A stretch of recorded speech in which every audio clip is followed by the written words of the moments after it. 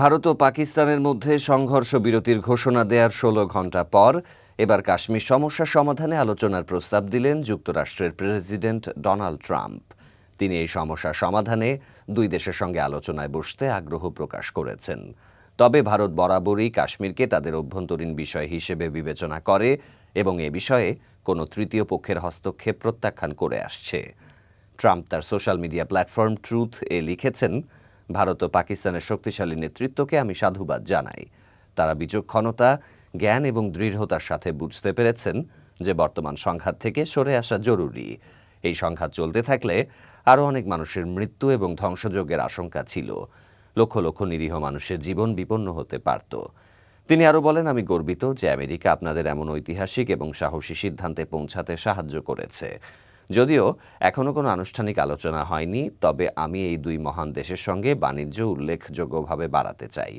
পাশাপাশি আমি আপনাদের দুজনের সঙ্গে কাশ্মীর সমস্যা নিয়ে আলোচনা করতে আগ্রহী, যাতে হাজার বছরের পুরনো এই সমস্যার একটি শান্তিপূর্ণ সমাধান খুঁজে পাওয়া যায়। ঈশ্বর ভারত ও পাকিস্তানের নেতৃত্বকে এই গুরুত্বপূর্ণ কাজটি সম্পন্ন করার শক্তি দিন।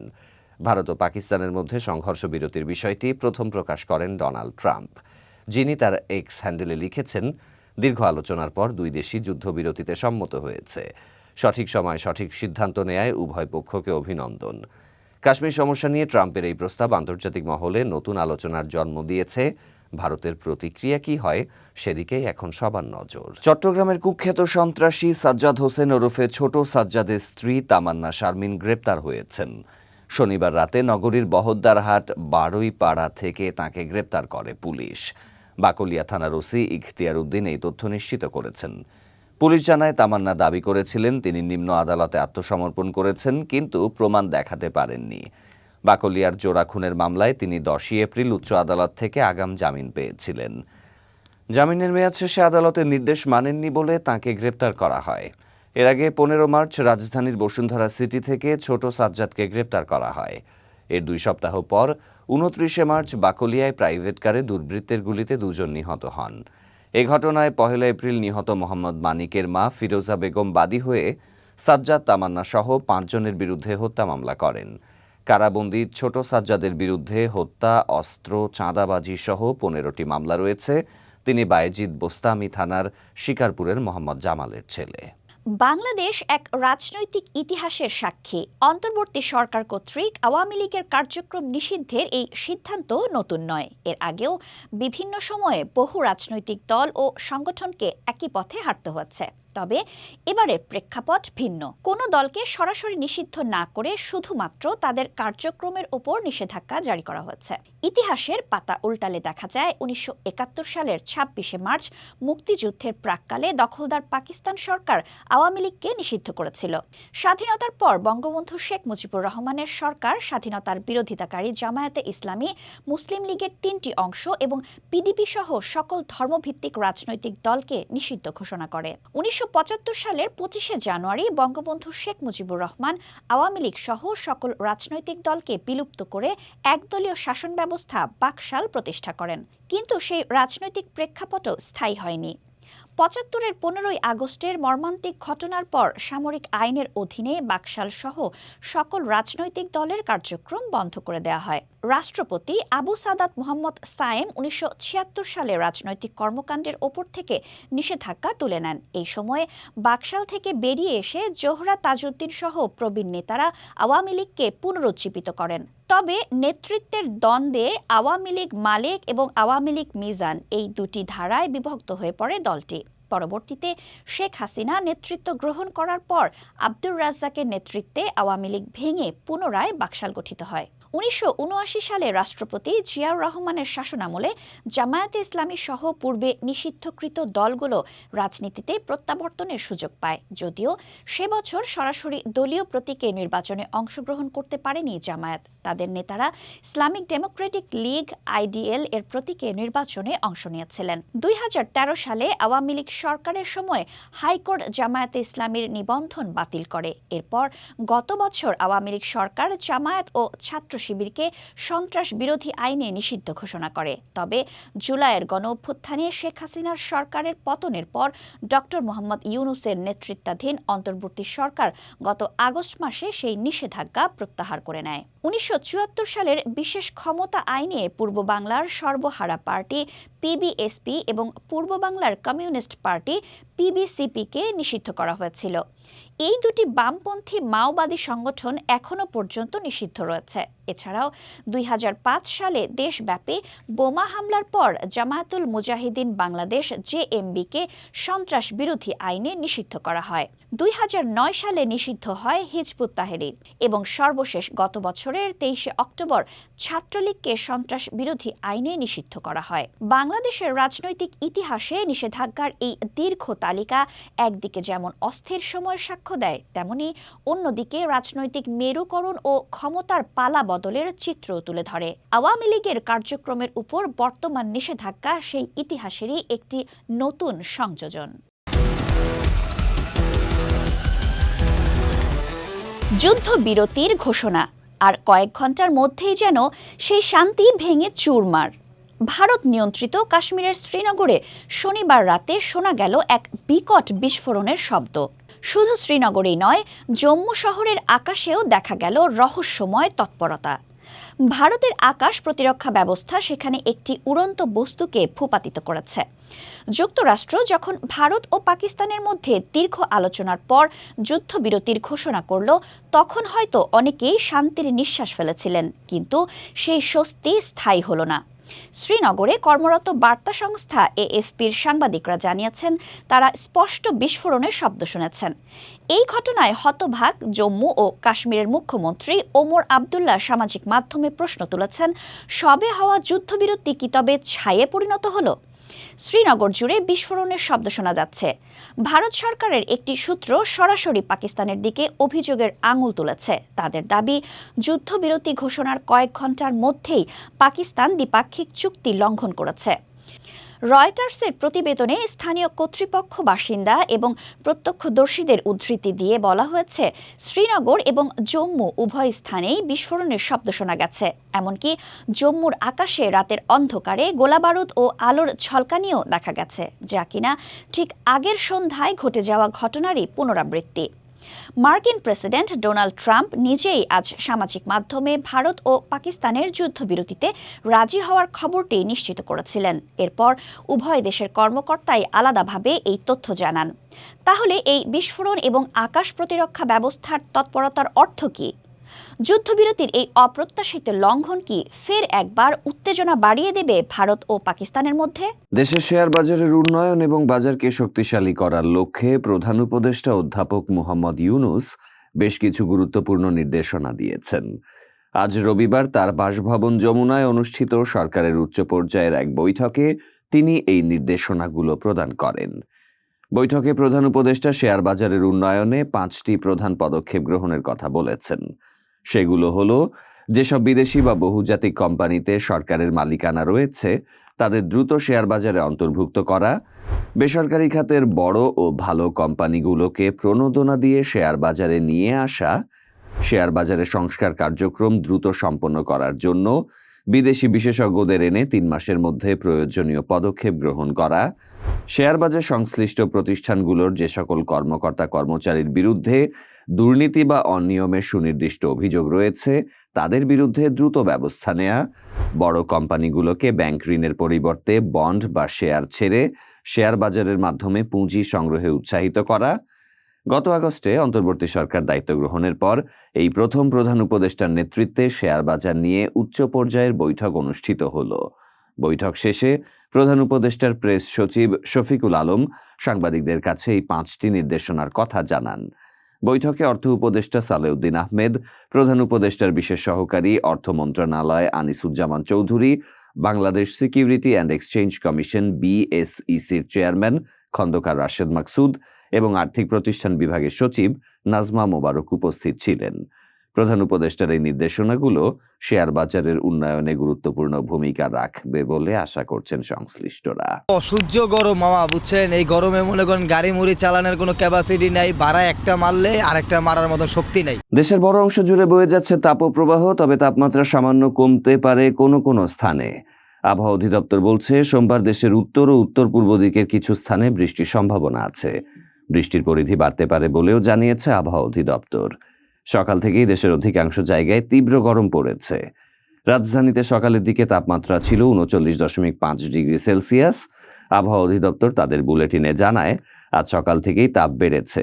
দিনব্যাপী তাপমাত্রা গতকালের মতোই থাকতে পারে, তবে কোনো কোনো স্থানে তাপ সামান্য কমারও সম্ভাবনা আছে। দেশের ৬২ জেলায় শনিবার তাপ ছড়িয়েছে।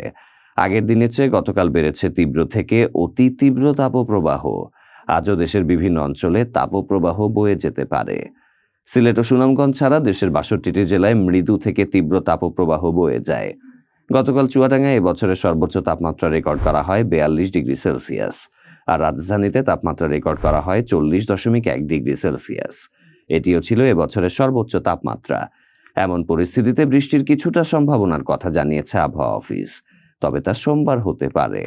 রংপুর, ময়মনসিংহ এবং উত্তর পূর্ব সিলেটের কিছু কিছু এলাকায় বৃষ্টির সম্ভাবনা আছে।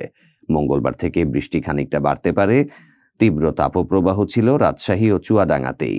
চুয়াডাঙ্গা ছাড়াও রাজশাহী, ঢাকা, টাঙ্গাইল, মানিকগঞ্জ, ফরিদপুর, সিরাজগঞ্জ ও যশোর জেলার ওপর দিয়ে তীব্র তাপপ্রবাহ বয়ে যায়। যখন ভারতের যুদ্ধবিমান রাফাল পাকিস্তানের আকাশসীমায় প্রবেশ করে আক্রমণের সাহস দেখায়, তখন এক নারী নিজ অস্তিত্ব দিয়ে ভারতের দম্ভকে চূর্ণ করে দেয়।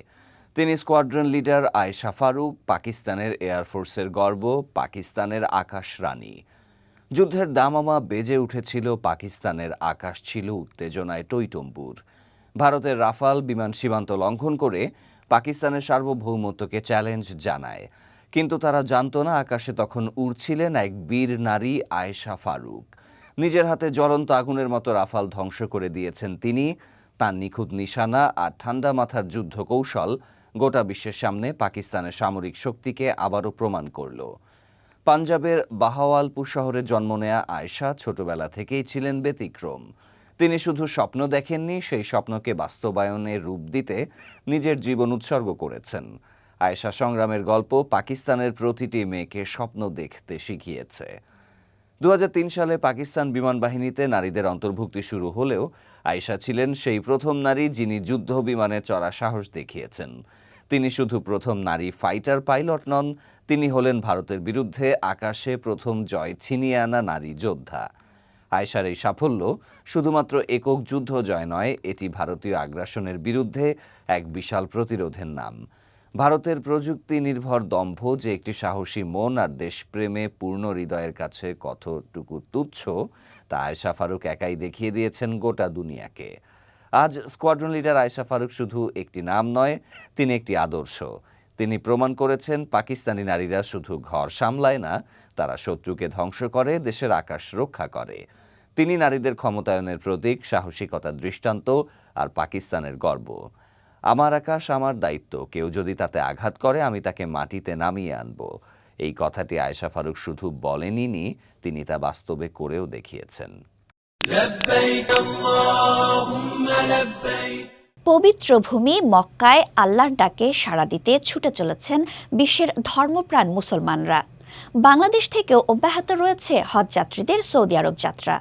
সর্বশেষ তথ্য অনুযায়ী আজ ১১ মে ২০২৫ তারিখ রাত ২টা ৫৯ পর্যন্ত মোট ৩৭,৮৩০ জন হজ যাত্রী সৌদি আরবে পৌঁছেছেন। সরকারি ও বেসরকারি ব্যবস্থাপনার অধীনে পরিচালিত ৯৪টি ফ্লাইটে করে তারা এই পবিত্র যাত্রায় সামিল হয়েছেন। এর মধ্যে সরকারি ব্যবস্থাপনায় গেছেন ৪,৫৬৪ জন এবং বেসরকারি ব্যবস্থাপনায় ৩৩,২৬৬ জন। হজ যাত্রীদের জন্য এখন পর্যন্ত ৮৬,১৭৭টি ভিসা ইস্যু করা হয়েছে, তবে এখনও ৯২৩ জন হজ যাত্রীর ভিসা প্রক্রিয়াধীন রয়েছে। আশা করা যাচ্ছে খুব শীঘ্রই তাদের ভিসাও সম্পন্ন হবে। এই পবিত্র যাত্রায় এসে আমরা হারিয়েছি ৫ জন ধর্মপ্রাণ মুসল্লিকে। এখন পর্যন্ত মোট ৫ জন হজ যাত্রীর মৃত্যু হয়েছে, যাদের মধ্যে ৪ জন পুরুষ এবং ১ জন নারী। তারা হলেন জামালপুর বকশীগঞ্জের হাফেজ উদ্দিন, রাজবাড়ীর খলিলুর রহমান, কিশোরগঞ্জের মোহাম্মদ ফরিদুজ্জামান, পঞ্চগড়ের আল হামিদা বানু এবং ঢাকার মোহাম্মদপুরের মোহাম্মদ শাহজাহান কবির। আমরা তাদের আত্মার মাগফিরাত কামনা করছি। এই হজ যাত্রীদের বহন করার জন্য এ পর্যন্ত 94টি ফ্লাইট পরিচালিত হয়েছে। বিমান বাংলাদেশ এয়ারলাইন্স 46টি, সৌদি এয়ারলাইন্স 32টি এবং ফ্লাইন্যান্স এয়ারলাইন্স 16টি ফ্লাইট পরিচালনা করেছে। চলতি বছরের হজের আনুষ্ঠানিক যাত্রা শুরু হয়েছিল গত 29শে এপ্রিল বিমান বাংলাদেশ এয়ারলাইন্সের প্রথম ডেডিকেটেড ফ্লাইটের মাধ্যমে। 398 জন হজযাত্রী নিয়ে ফ্লাইটটি সৌদির উদ্দেশ্যে যাত্রা করে। এই পবিত্র যাত্রা চলবে আগামী 31শে মে পর্যন্ত। এবছর বাংলাদেশ থেকে সরকারি ব্যবস্থাপনায় 5,200 জন এবং বেসরকারি ব্যবস্থাপনায় 81,900 জন হজ পালনের উদ্দেশ্যে সৌদি আরব যাবেন। সৌদি আরবে চাঁদ দেখার উপর নির্ভর করে আগামী 5ই জুন হজ অনুষ্ঠিত হওয়ার সম্ভাবনা রয়েছে। এই হজ কার্যক্রম বাস্তবায়নে 70টি হজ এজেন্সি অংশগ্রহণ করছে। হজ যাত্রীদের বহনকারী প্রথম ফ্লাইট শুরু হয়েছে 29শে এপ্রিল এবং শেষ ফ্লাইট 31শে মে।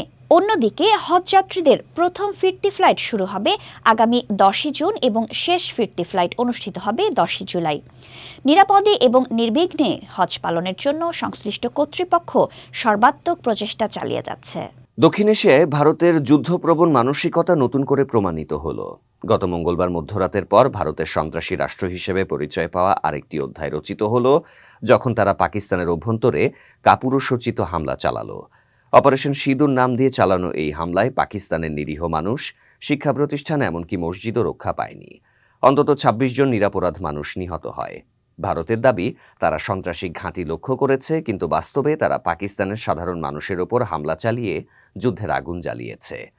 পাকিস্তানের পাল্টা প্রতিজ্ঞা, পাকিস্তান কখনো কাপুরুষদের মতো আঘাত করে পালিয়ে যায় না। পাকিস্তানের প্রধানমন্ত্রী শাহবাজ শরীফ স্পষ্ট ভাষায় বলেছেন, ভারতের বিমান হামলায় নিহতদের প্রতিটি রক্তের ফোঁটার বদলা নেওয়া হবে। পাকিস্তানের জাতীয় নিরাপত্তা কমিটির বৈঠকে সশস্ত্র বাহিনীকে পূর্ণ প্রতিরোধের অনুমতি দেয়া হয়েছে।